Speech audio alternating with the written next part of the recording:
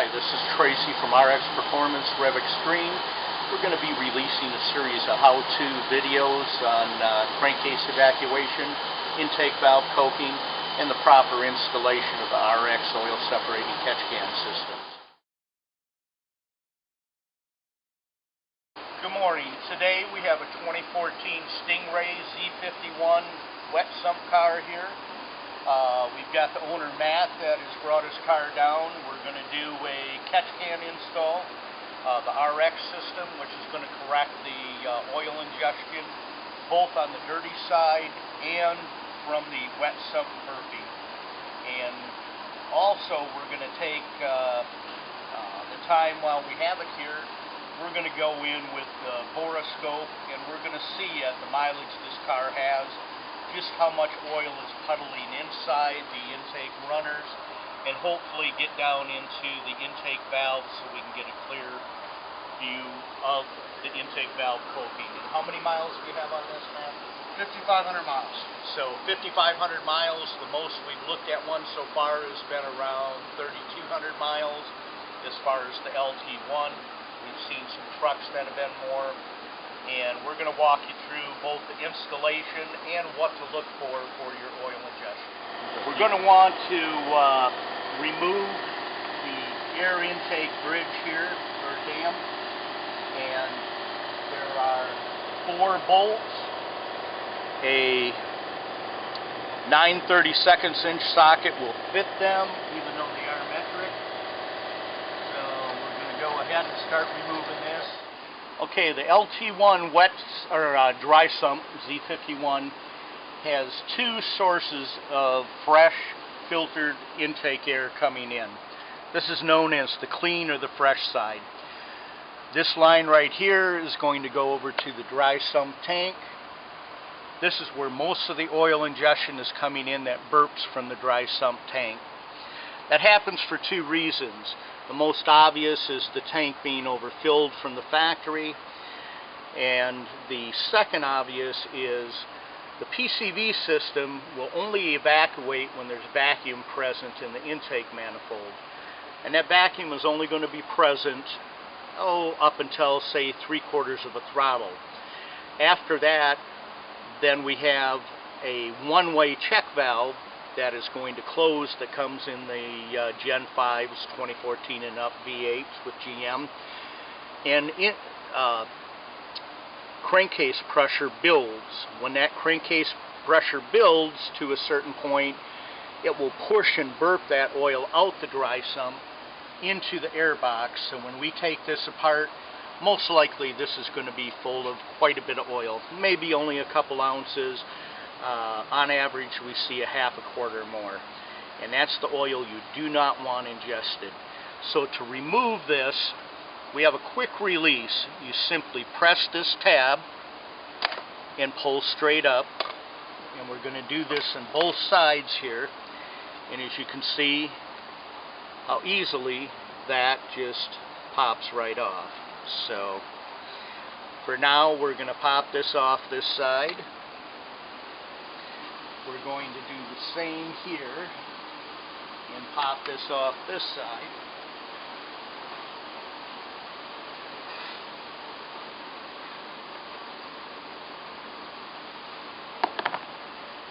And we recommend that these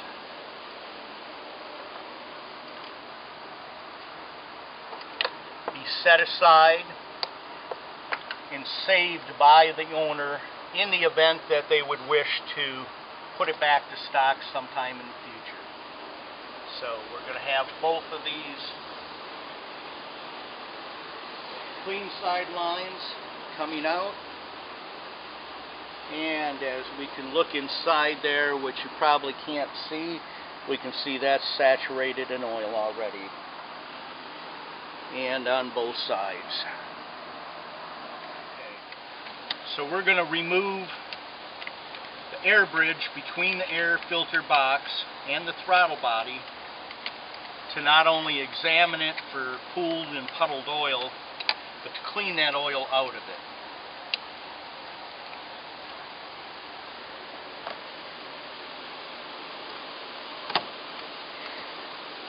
And that is just 2 screw clamps here. We're going to take and we're going to just wipe and show you that we have quite a bit of oil saturation that is getting through the dirty side, which would be the same as the Z52 wet sump, because we're only dealing with the PCV, the dirty, or as it's known, the foul side. We're also going to clean all aspects because we don't want this carbon and soot buildup here. Even though this is only 5,000 miles, as that raises, it creates a ridge which disrupts the air as it transitions off of idle and will create a stumble or a hesitation and a little bit of a rough idle. So to get the rest of this, I'm going to get some brake clean.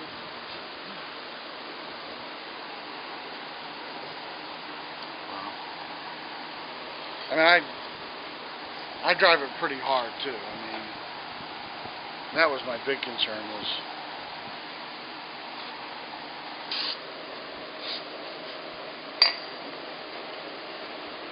and this is going to help us remove those deposits. As you can see, brake clean alone does a good job. You can use MAF and throttle body cleaner, that'll work. But we've taken off quite a bit here. And this is pretty much get it off of both sides.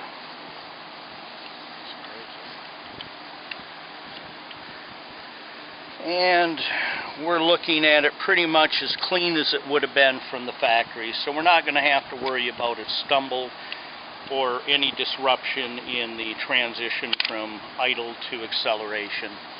We're going to set this aside now and look in. Okay, can you see the puddle of oil down in?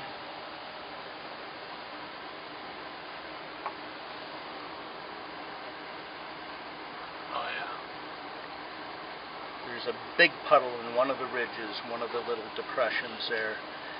Here, you take that so you can get as clear of a view as you can. And then look further back into it yet.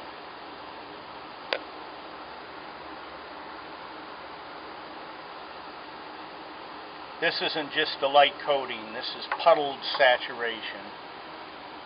What we're going to do here is we're going to mount the long L bracket to mount the catch can to. And if we look at the front of the cylinder head, we're going to see there's a number of unused threaded bolt holes. We're going to use the third hole down. The top one is not threaded. The second one is an M8. We're including an M10. So we're going to, with the included bolt, we're going to attach the bracket using that unused threaded third hole down.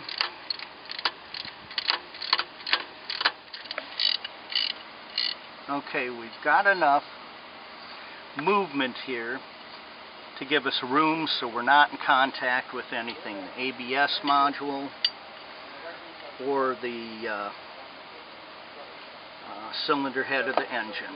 We're going to be using the 2 bottom holes in the can bracket. Okay, now what we've done is we've measured approximately 8 inches is going to bring the PCV barb to the center of the can. So now we have the dirty side complete. We're now going to, with the primary outlet, we're going to go up into the vacuum barb on the intake manifold itself. And that is going to have a one-way check valve because we do not want to have any reversion or backflow. So we're going to cut a slide on our length of hose firmly. We're going to attach AN fitting that already has the check valve in place. And we're going to bring it around and measure, and we're going to cut here as well. You can just pull the hose out. Okay.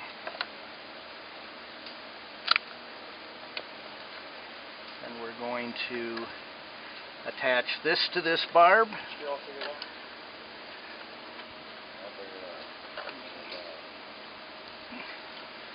And we have completed the primary outlet evacuation. So now that we've tightened, we don't want to torque it too tight, just nice even snug. That'll seal, everything is fine. We've connected to our primary outlet using the intake manifold for evacuation when you're at idle part throttle, and the intake manifold vacuum is sufficient to evacuate the crankcase and maintain flow in the proper direction, so we're not putting excess pressure into the dry sump oil tank. Okay, the final thing we're going to do is, when you're at wide open throttle and there is no suction available from the intake manifold, we don't want crankcase pressure to build and then seek the path of least resistance, which would be burping out into your air bridge. So we have a one-way check valve flowing away. We've got it already in a pre-cut length. It's going to go on here, and we're going to drill into the flexible coupler with a 3/8 inch drill bit that is not going to leave in any debris that will affect anything. We're going to push this in simply like that. We're going to screw this into place.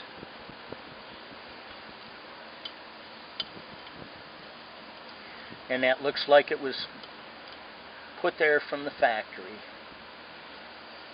We're going to snug this up. Again, don't over tighten.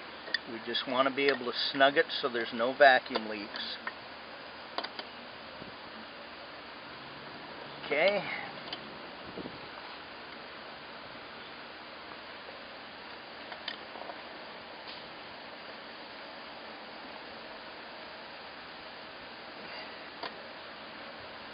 And we're not using the third clean side separator because we didn't detect any oil getting in here.